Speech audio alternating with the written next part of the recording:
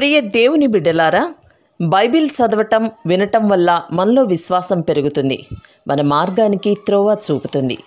సమస్త జనులను శిష్యులనుగా చేయుడి మత్తయి 28:19 వచనంలో దేవుని వాక్యం తెలియచేస్తోంది.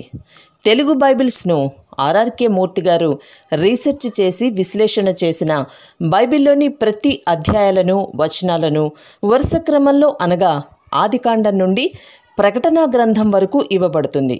ప్రతి ఒక్కరూ ఆధ్యాత్మికంగా విశ్వాసంలో బలపడి మీ జీవితంలో ఎదుర్కొంటున్న సమస్యల నుండి విడుదల పొందండి.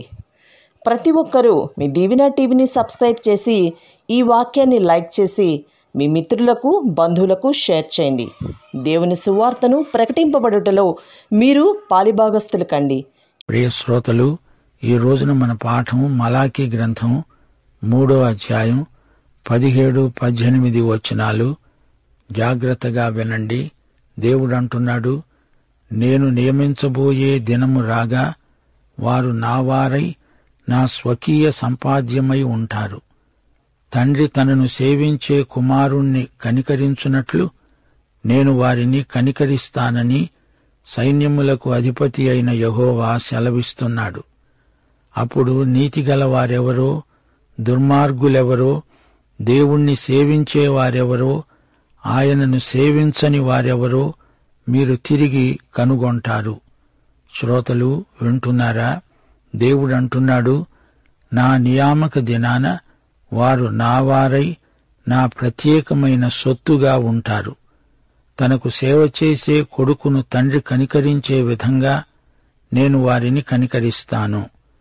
అప్పుడు సన్మార్గులకు దుర్మార్గులకు మధ్య భేదమేమిటో, దేవునికి సేవ చేసేవారికి చెయ్యని వారికి మధ్య వ్యత్యాసమేమిటో మీరు మళ్లీ గుర్తిస్తారు.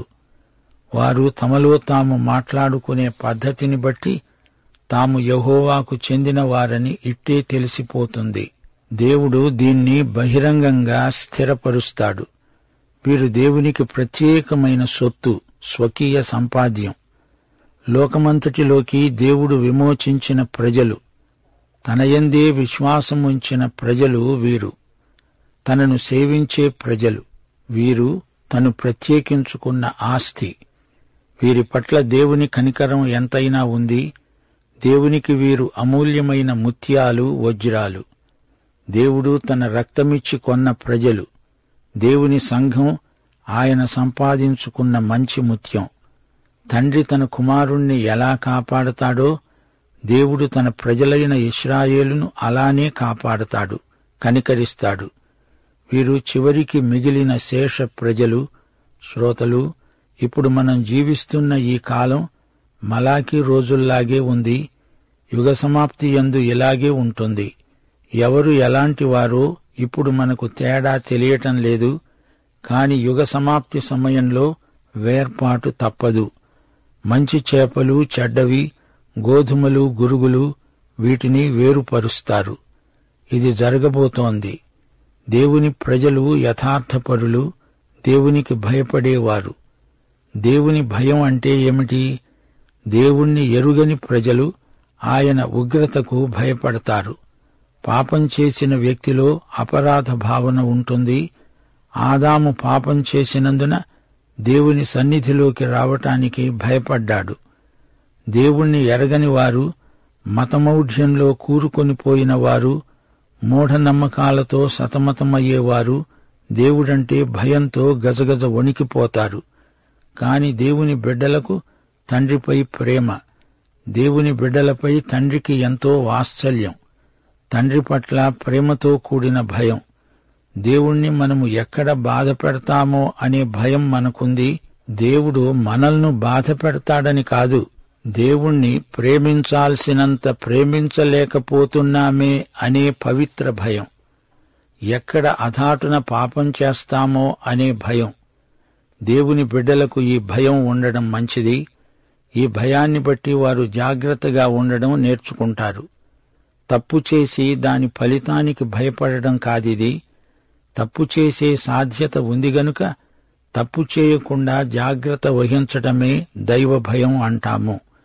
దీనినే భక్తి అని కూడా అంటాము. ఇలాంటి దైవ భయం జ్ఞానానికి మూలం. ఇలాంటి దైవ భయం గలవారందరూ ఒకచోట చేరి సహవాసం చేస్తారు. వారు ఒకరితో ఒకరు ఆప్యాయంగా మాట్లాడుకుంటారు. అందరూ ఏకభావము ఏక మనస్సు గలవారు. ప్రభువు ఒక్కడే, విశ్వాసమొక్కటే, బాప్తిస్మమొక్కటే, అందరికీ తండ్రి అయిన దేవుడూ ఒక్కడే. గనుక దేవుని బిడ్డలంతా ఒకటే. దేవుని ప్రేమ మనల్ని ఈ విధంగా ఏకం చేస్తుంది. సహోదరుల సమైక్యత ఎంతో మేలు, ఎంతో మనోహరం. మలాకీ కాలం చాలా చెడ్డది. అలాంటి రోజుల్లో శేషిత ప్రజలు ఈ విధంగా కూడుకొని ఒకరితో ఒకరు మాట్లాడుకోవడం, సహవాసం చేయడం ఎంతో మనోజ్ఞం. వారు మాట్లాడుకుంటూ ఉంటే దేవుడు శ్రద్ధగా విన్నాడు.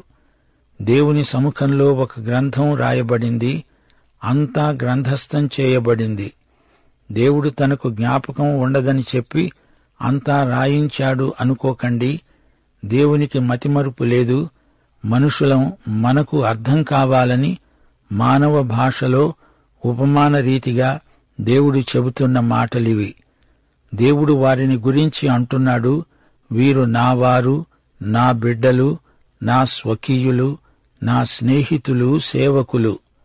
నేను ఏర్పరచుకున్న రత్నాలు, ముత్యాలు, వజ్రాలు. నా సంపాద్యమైన ప్రత్యేక ప్రజలు వీరు, నా సొత్తు. నిర్గమకాండం 19:5 సమస్త దేశజనులలో మీరే నా స్వకీయ సంపాద్యం. దేవుడు తన వారి కోసం ఎంతో గొప్ప వెల చెల్లించాడు. వారి విలువ తనకు తెలుసు. వారి పట్ల ఆయనకెంతో ఆసక్తి. ఈ లోకంలో గోధుమలు, గురుగులు అన్నీ కలిసి ఉన్నందున గోధుమలేవో గురుగులేవో వ్యత్యాసం ఉన్నట్లే కనిపించదు. యుగ సమాప్తిలో ఎవరెవరో తేట తెల్లమవుతుంది. గొర్రెలేవో మేకలేవో ఆ రోజున గొప్ప వేర్పాటు జరుగుతుంది. అయితే భక్తిహీనుల సహవాసం ఎలాంటిదో 13-14 చెప్పబడింది. వారి మాటలు కఠోరమైనవి, బహు గర్వపు మాటలు. దేవుని సేవ ఎందుకు చెయ్యాలి? చేయకపోతే ఏమి?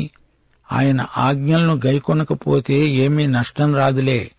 ఆయన సన్నిధిలో ఏడుస్తూ కూచోవాలా? దానివల్ల మనకు ఒరిగే లాభమెంత? గర్విష్ఠులే ధన్యులు. యెహోవాను శోధిస్తాము, దుర్మార్గులము అంటారా?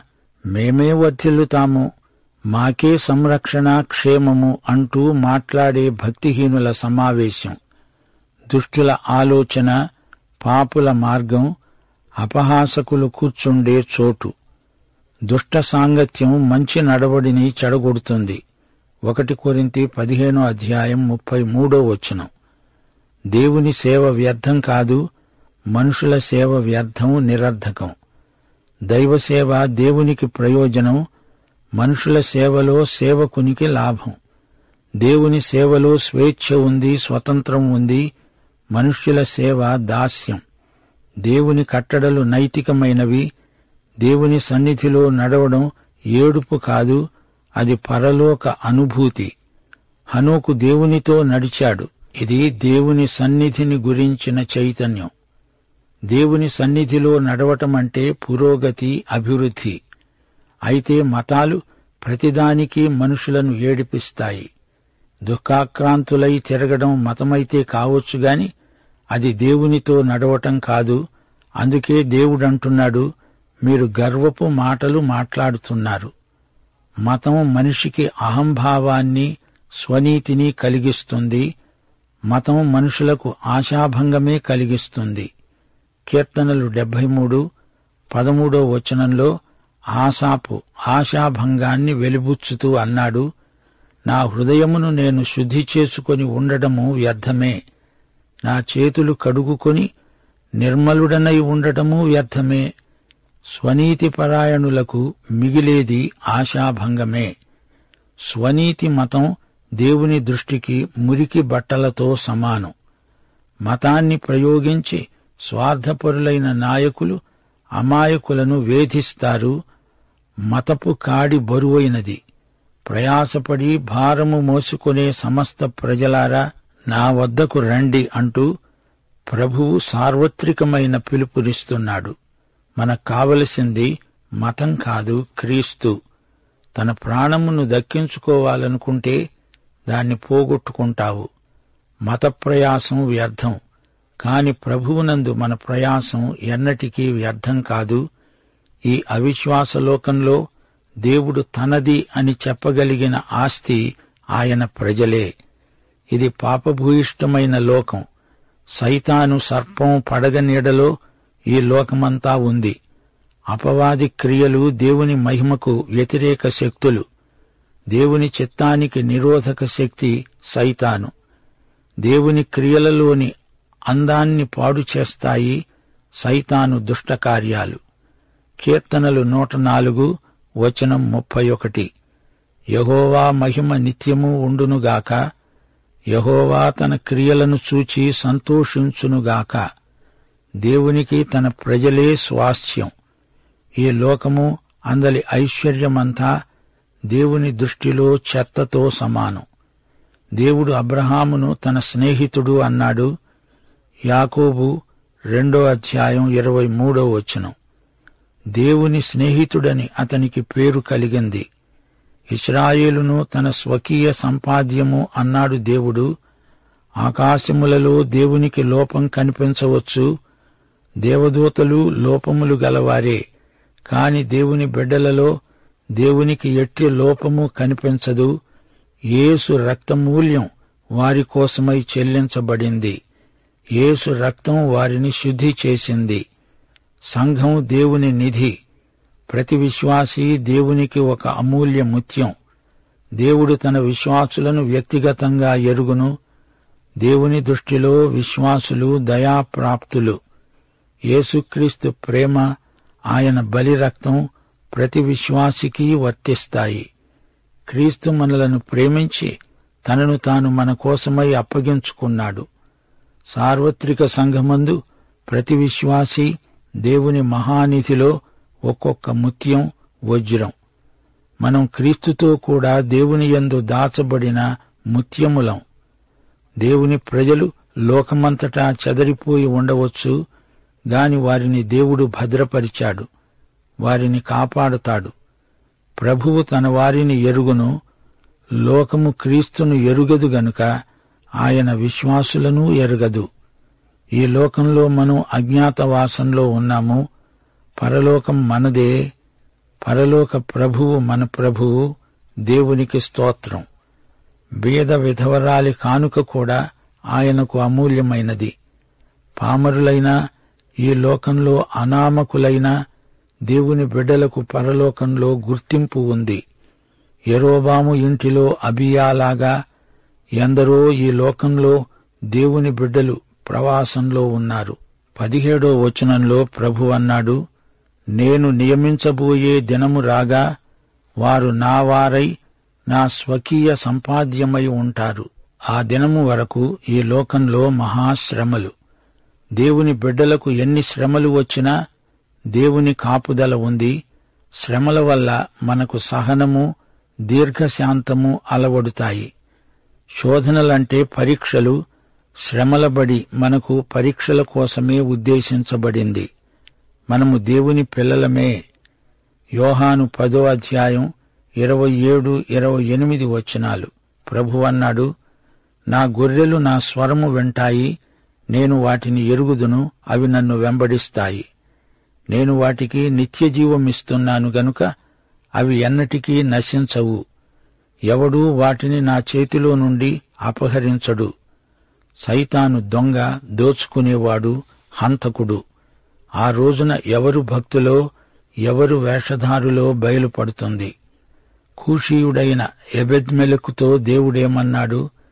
యిర్మీయా 39:16-18 వచనం వరకు దేవుడంటున్నాడు, ఆ దినమున నేను నిన్ను విడిపిస్తాను. నీవు భయపడే మనుష్యుల చేతికి నీవు అప్పగించబడవని యెహోవా సెలవిస్తున్నాడు. నీవు నన్ను నమ్ముకున్నావు గనుక నిశ్చయముగా నేను నిన్ను తప్పిస్తాను. నీవు ఖడ్గము చేత పడవు, నేను నిన్ను తప్పిస్తాను.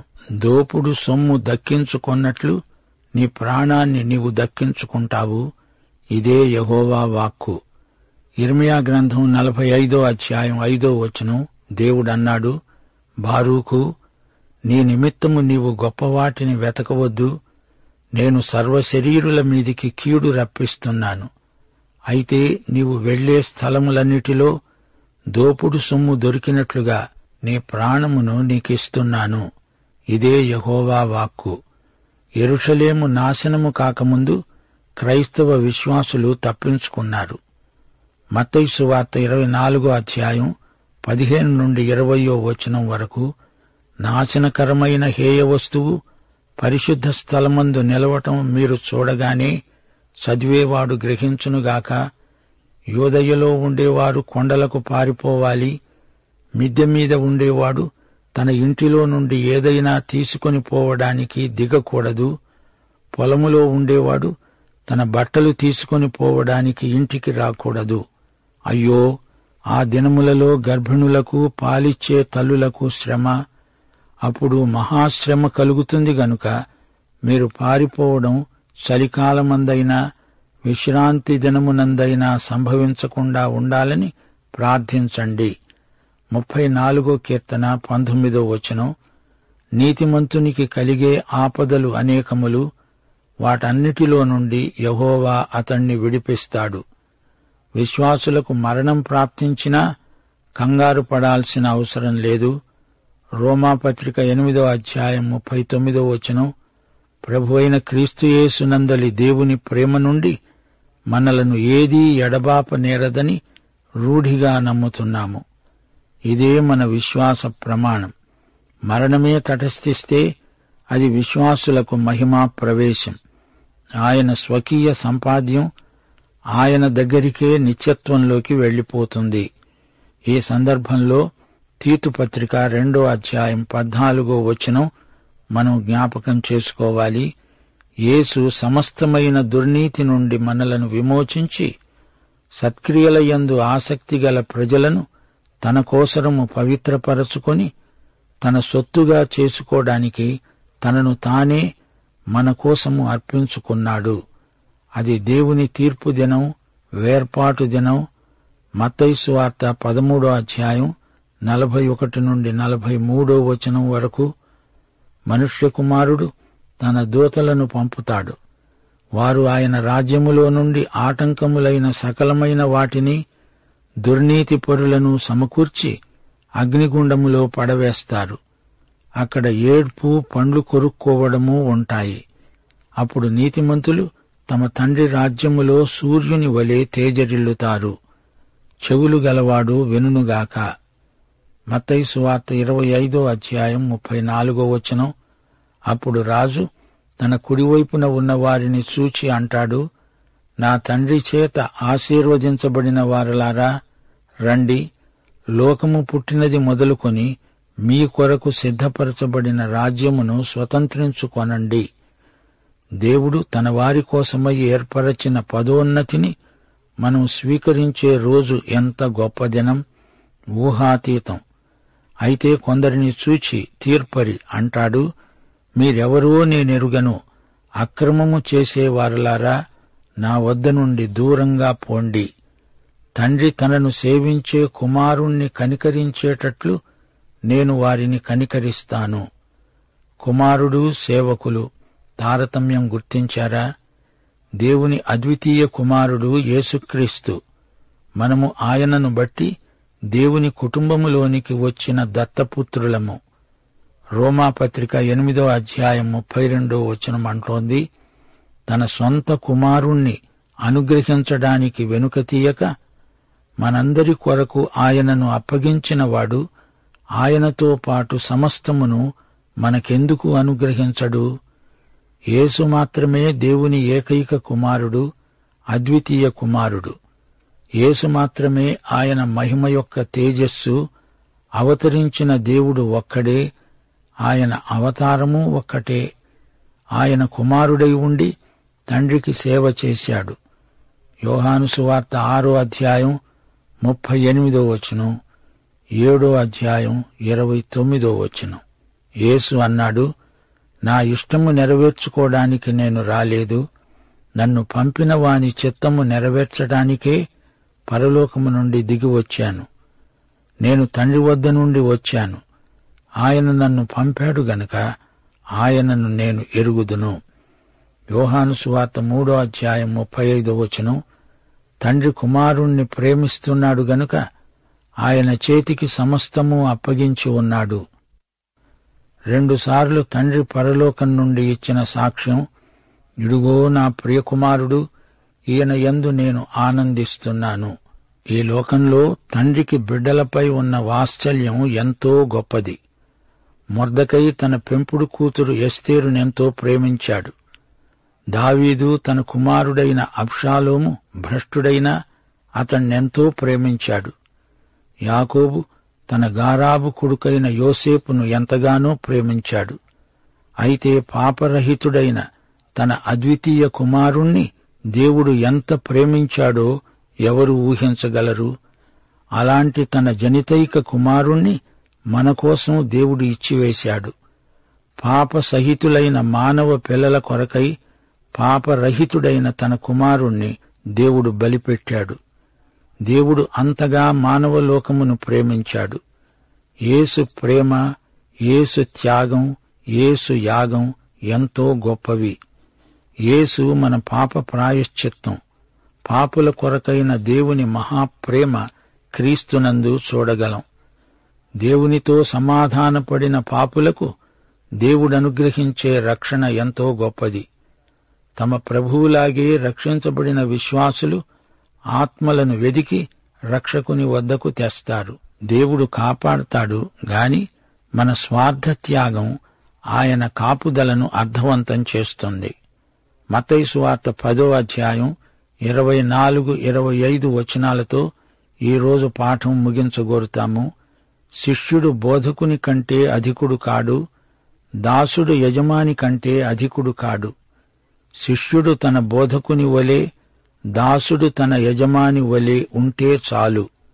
ప్రభు అన్నాడు, మనుష్యుల ఎదుట ఎవడు నన్ను ఎరుగనంటాడో వానిని పరలోకమందున్న నా తండ్రి ఎదుట నేను ఎరుగనంటాను.